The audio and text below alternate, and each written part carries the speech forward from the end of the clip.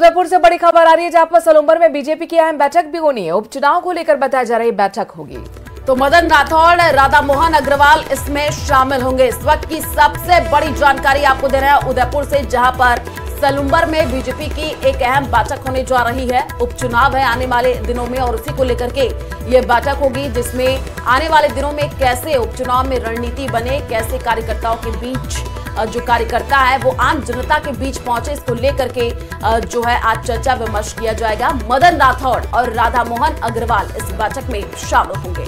आपको बता दें कि उपचुनाव को लेकर बीजेपी ने कमर कस ली है, लगातार बैठकों का दौर चल रहा है। उदयपुर से बड़ी खबर ये कि आज जो डेरा होगा बीजेपी नेताओं का वो सलूम्बर में लगने वाला है। इसमें खुद बीजेपी के प्रदेश अध्यक्ष मदन राठौड़ और प्रभारी राधा मोहन अग्रवाल मौजूद होंगे। 1-to-1 दावेदारों से संवाद होगा और ये समझने की कोशिश होगी कि क्या वो वाकई जिताऊ उम्मीदवार बन सकते हैं। जमीन पर क्या फीडबैक लोगों की तरफ से मिल रहा है, कार्यकर्ता के जरिए ये जानने की कोशिश बीजेपी नेताओं की रहेगी। 6 सीटों पर उपचुनाव होने हैं, ऐसे में बीजेपी कोई भी कसर नहीं छोड़ना चाहती। बूथ लेवल पर कार्यकर्ताओं को मजबूत करने के साथ साथ दावेदारों से 1-to-1 संवाद का सिलसिला लगातार जारी है। और चलिए रुक करते हैं अगली खबर की ओर। पीएम नरेंद्र मोदी तीसरी बार प्रधानमंत्री बनने के बाद पहली बार मंत्री परिषद की बैठक करने जा रहे हैं। आज दिल्ली में केंद्रीय मंत्री परिषद की बैठक होगी।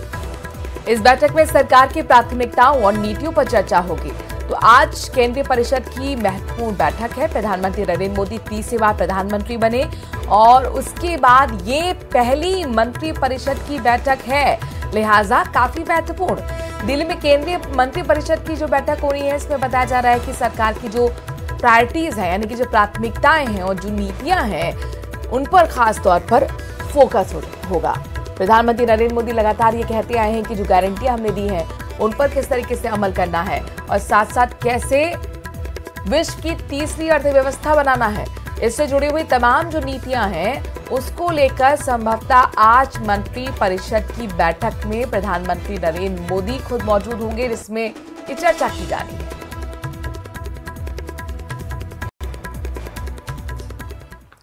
और जयपुर से इस वक्त बड़ी खबर आ रही है, जहां पर विधानसभा उपचुनाव की तैयारियों में कांग्रेस जुटी हुई है। जयपुर में वॉर रूम में दौसा और झुंझुनू सीट को लेकर के ये बैठक होगी। आपको बता दें कि कई दावेदार जो है कांग्रेस के वॉर रूम पहुंचेंगे। 11:30 से 3 बजे तक मंथन जारी रहेगा। तो ये बड़ी अपडेट आपको दे रहा है विधानसभा उपचुनाव को लेकर के। कांग्रेस भी अब जोरों शोरों से तैयारी में जुट चुकी है। 11:30 से 3 बजे का समय बताया जा रहा है, जब आज जो है बैठक होगी और इस बैठक में चिंतन मंथन आने वाले उपचुनाव को लेकर के किया जाएगा। तो कुल मिलाकर कांग्रेस भी कोई कसर नहीं छोड़ना चाहती है। बूथ लेवल पर कार्यकर्ताओं को मजबूत करने की दिशा में पहली कल बैठक हुई थी, आज भी ये सिलसिला जारी रहने वाला है। एजेंडा विधानसभा उपचुनाव में कैसे जीत हासिल की जाए, वॉर रूम में दौसा और झुंझुनू को लेकर ये बैठक होगी। इन दोनों ही सीटों पर उपचुनाव होने हैं। कई दावेदार कांग्रेस के वॉर रूम में पहुंच रहे हैं और जाहिर तौर पर तमाम राजनीतिक पार्टियां अब उपचुनाव को लेकर मैदान में उतर चुकी हैं। दावेदारों पर जोर और मंथन इस बात का कि आखिरकार क्या वो जीत कांग्रेस को दिला पाएंगे या नहीं। इसी को लेकर आज तमाम बड़े नेता मौजूद रहेंगे, जिनके साथ मंथन होगा। खुद पीसीसी चीफ गोविंद सिंह डोटासरा मौजूद रहेंगे। वॉर रूम में 2 सीटों पर आज चर्चा होगी, दौसा और झुंझुनू।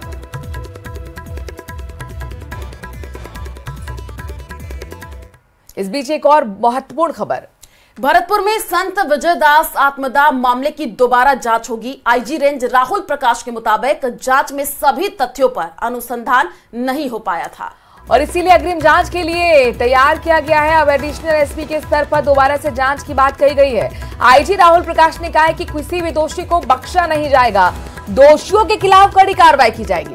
बता दें कि संत बाबा विजयदास ने 20 जुलाई 2022 को पसोपा गांव में अवैध खनन के विरोध में खुद को आग लगा ली थी। पुलिस कर्मियों ने कंबल डालकर आग बुझाई, लेकिन तब तक संत विजयदास 80% जल चुके थे। दिल्ली के सफदरजंग अस्पताल में इलाज के दौरान उनकी मौत हो गई थी।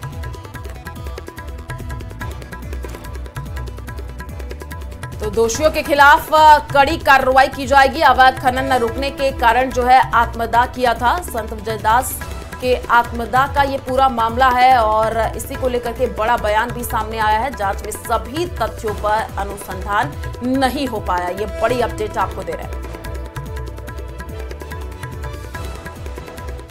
डीग जिले के पसोपा गांव में पिछले वर्ष पूज्य श्री विजयदास जी महाराज, जो कि यहाँ के बहुत जाने माने संत थे, उन्होंने उस क्षेत्र में हो रहे अवैध खनन के विरोध में और वहां पे जो खनन कार्य था उसके कारण जो उस क्षेत्र के लोगों की धार्मिक भावनाएं आहत हो रही थी, उसके कारण और पर्यावरण की रक्षा के लिए आत्मदाह किया था, जिसके परिणाम स्वरूप उनकी मृत्यु हो गई थी। इस प्रकरण में पुलिस की तरफ से मुकदमा दर्ज किया गया था। मुकदमे की जांच में वर्तमान जांच अधिकारी के द्वारा एफआईआर प्रपोज किया गया था, लेकिन उसकी समीक्षा पे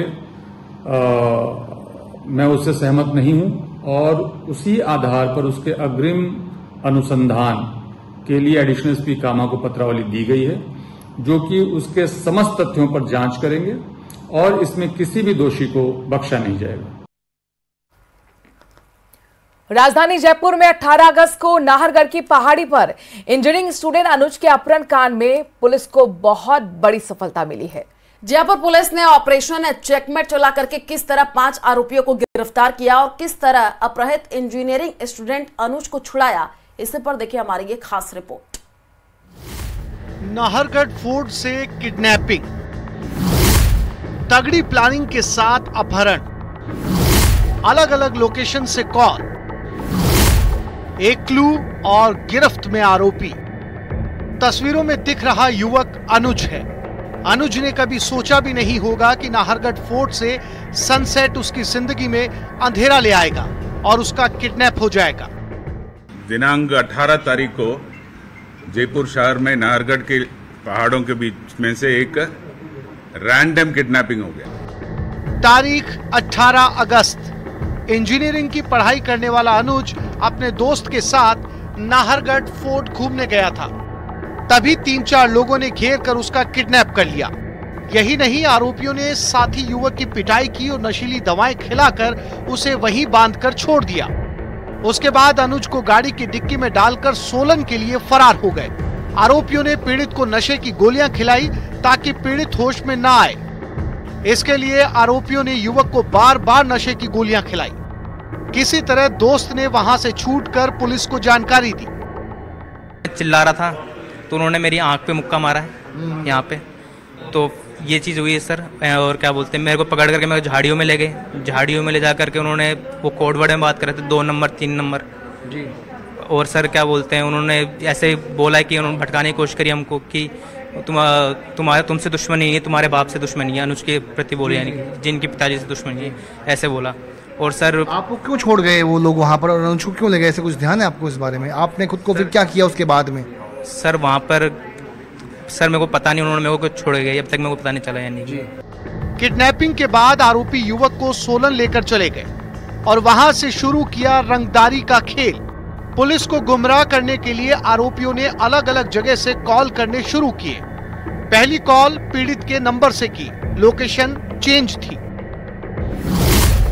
अब आपको ग्राफिक्स के जरिए समझाते हैं कब कब क्या क्या हुआ। 18 अगस्त को नाहरगढ़ किले से अपहरण हुआ। 20 अगस्त को मथुरा से फोन किया गया।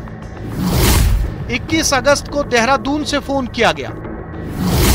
22 अगस्त को पंचकूला से फोन किया गया।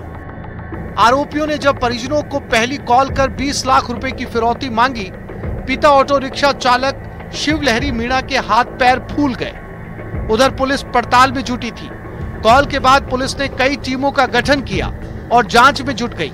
अगली कॉल जब देहरादून से आई तो पुलिस आरोपियों के इरादे भांप गई और कॉल ट्रेसिंग शुरू कर दी।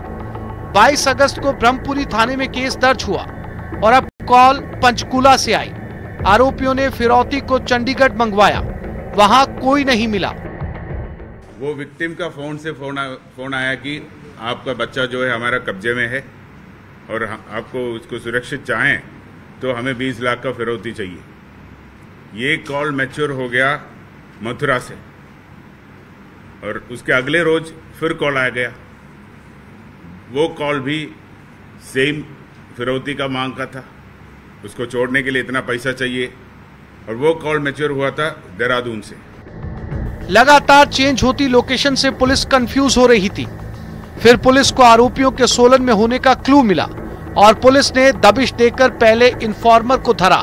इसके बाद पुलिस ने कार्रवाई करते हुए 26 अगस्त को अनुज को सकुशल मुक्त करवाया और सोलन जिले के आदर्श विहार कॉलोनी से गैंग सरगना वीरेंद्र सिंह जाट सहित 5 बदमाशों को धर दबोचा।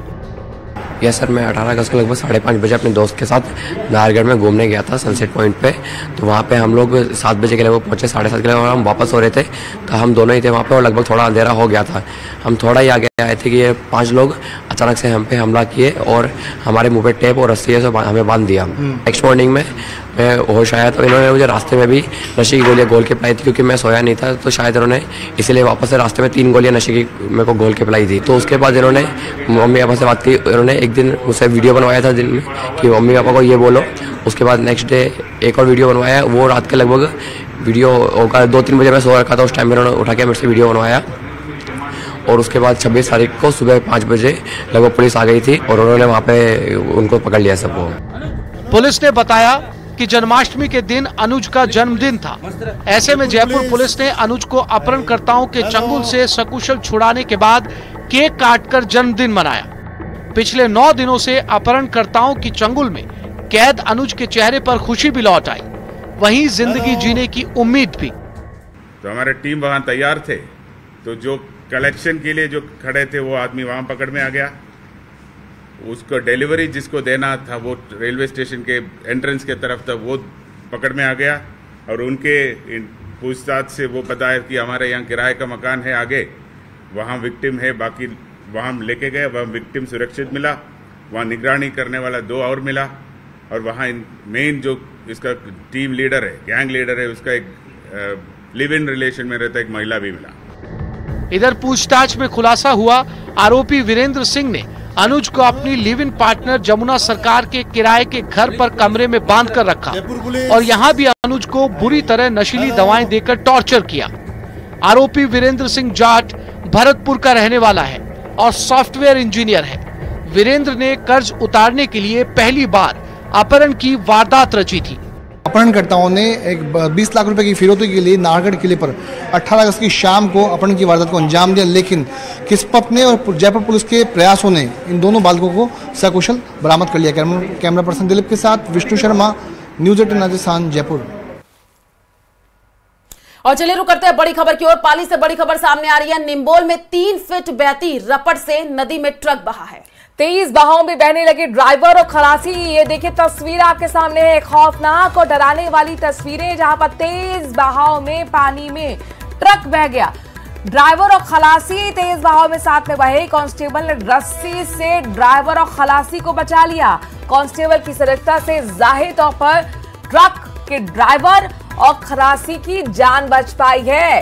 ये पाली के निम्बोल से खतरनाक और हैरान करने वाली तस्वीर सामने आई है। बहती रपट से नदी में ट्रक बह गया और उसमें मौजूद ड्राइवर खलासी भी तेज बहाव में बहने लगे। वो तो गनीमत रही कि कांस्टेबल ने रस्सी से ड्राइवर और खलासी की जान बचा ली। तो तस्वीर आपको टीवी स्क्रीन पर दिखा रहे हैं। पाली के निम्बोल की ये तस्वीर है, जहां पर 3 फीट बहती रपट में कैसे ये ट्रक बहा है वो आप देखिए। तेज बहाव में ड्राइवर और खलासी जो है बहने लगे। कांस्टेबल ने रस्सी से ड्राइवर और खलासी को बचा लिया है। लोगों की काफी भीड़ भी यहाँ पर इकट्ठा हो गई। आप देखिए तस्वीरों के माध्यम से आप देख पा रहे हैं तेज बहाव में कैसे ये ट्रक बहता हुआ दिख रहा है। भारी भरकम लंबा चौड़ा ट्रक एक तिनके की तरह तेज बहाव में बहता हुआ नजर आ रहा है। ड्राइवर और खलासी की जान बाल बाल बची है। कांस्टेबल ने रस्सी के जरिए ड्राइवर और खलासी को बचाया। ये देखिए किस तरीके से पाली के निम्बोल में हैरान करने वाली खौफनाक तस्वीरें सामने आ रही हैं। कुदरत का कहर लगातार बरपा हुआ है। राजस्थान में मूसलाधार बारिश और कई जगह रपट में ऐसी स्थिति बन जाती है। ऐसे में ये तस्वीर आपको सतर्क भी कर रही है, सावधान भी कर रही है कि तेज बहाव में अपना व्हीकल और अपने आप को खुद से निकालने की कोशिश ना करें, क्योंकि जान जोखिम में डालना किसी भी समझदारी का परिचय नहीं होता है। यहाँ पर इस तस्वीर को देख ही लीजिए। पाली के निमोल में रपट में तेज बहाव में ट्रक निकालने की कोशिश ड्राइवर ने की और बीच में फंस गया। ट्रक बहता हुआ तिनके की तरह नजर आया है और उसके साथ खलासी और चालक जो कि ड्राइवर था उसको कांस्टेबल ने रस्सी के जरिए जान बचाई। तो कांस्टेबल की सजगता देखने को मिली और दोनों की जो जान है वो बचा ली गई है। ये बड़ी अपडेट आपको पाली के निम्बोल से दे रहे हैं, तस्वीरें भी दिखा रहे हैं तेज बहाव में कैसे ये ट्रक बह रहा है, आप देखिए। और अब आपको ले चलते हैं दौसा, जहां पर अवैध अतिक्रमण के खिलाफ बुलडोजर गरजा है, लेकिन इस दौरान नगर पालिका की टीम और पुलिस अधिकारियों को स्थानीय लोगों के विरोध का सामना भी करना पड़ा। तो कुछ लोगों ने पथराव कर दिया जिससे जेसीबी के शीशे टूट गए। देखिए रिपोर्ट।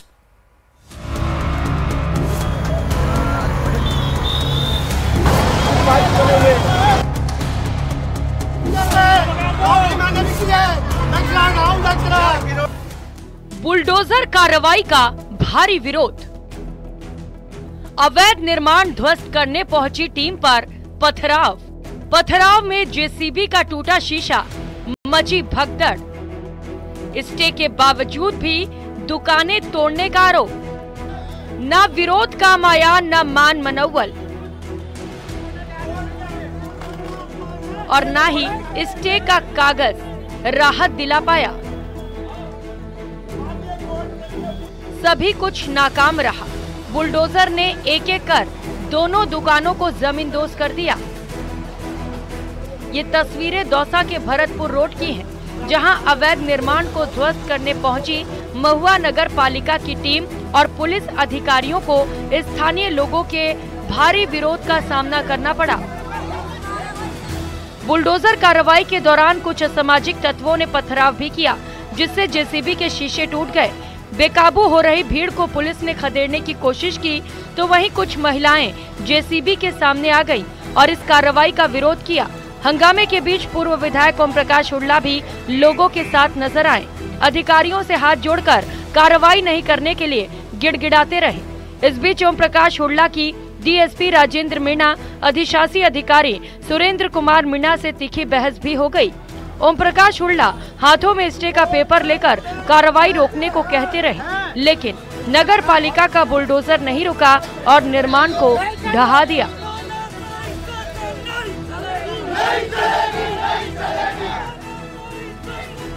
इधर प्रशासन का आरोप है कि नाले की जमीन पर बगैर अनुमति के निर्माण कराया गया है। लगभग 1 घंटे तक जारी रहे विरोध और हंगामे के बीच आखिरकार दोनों दुकानों को अवैध अतिक्रमण मानते हुए ध्वस्त कर दिया गया। न्यूज़ 18 के लिए आशीष कुमार शर्मा की रिपोर्ट। बढ़ते आगे, जोधपुर के महात्मा गांधी अस्पताल में 14 साल की मासूम के साथ रेप की वारदात को अंजाम दिया गया है। बताया जा रहा है बच्ची 25 तारीख की रात परिवार से नाराज होकर घर से चली गई थी। क्या कुछ ये पूरा मामला, देखिए रिपोर्ट।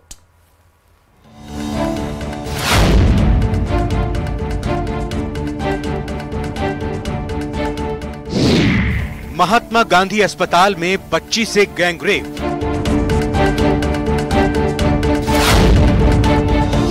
अस्पताल के सफाई कर्मचारियों पर आरोप।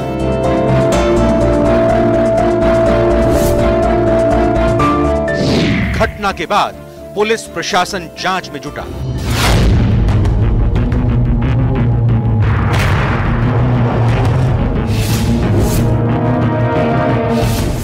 चौदह साल की मासूम से दरिंदगी का खुलासा होने के बाद पुलिस प्रशासन जांच में जुटी है। मौके पर एफएसएल टीम सबूतों को जुटाने के लिए पहुंची। पीड़ित के बयान भी लिए जा चुके हैं। पुलिस दावा कर रही है कि जल्द ही आरोपी गिरफ्तार कर लिए जाएंगे। लेकिन जोधपुर के महात्मा गांधी अस्पताल के कॉटेज के पास जिस तरीके से वारदात को अंजाम दिया गया वो हैरान करने वाला है। कल शाम को एसएचओ सूरसागर ने सूचित किया था कि कोई एक एमपीआर दर्ज हुई, वो गुमशुदगी की एफआईआर दर्ज थी। उसमें फिर वो बच्ची यहाँ आ गई थी एमजीएच हॉस्पिटल में। यहाँ आने के बाद में कुछ लोगों ने, 2 लड़कों ने बुरा व्यवहार किया, तो एफआईआर दर्ज करके उसने सारे वो मेडिकल वगैरह करवाया गया है। 161 के बयान वो करवा दिए और अब मौका नक्शा की कार्रवाई हुई है एफएसएल की टीम बुला करके। बताया जा रहा है कि बच्ची 25 अगस्त की रात परिवार से नाराज होकर घर छोड़कर निकल गई थी। जिसकी गुमशुदगी की रिपोर्ट सूरसागर पुलिस थाने में भी दर्ज की गई थी। लेकिन उसी रात महात्मा गांधी अस्पताल और रेलवे स्टेशन रोड पर घूमते हुए आरोपी उसे पहला फुसलाकर अस्पताल परिसर में ले गए। और चलिए रुक करते हैं टॉप 10 खबरों की ओर।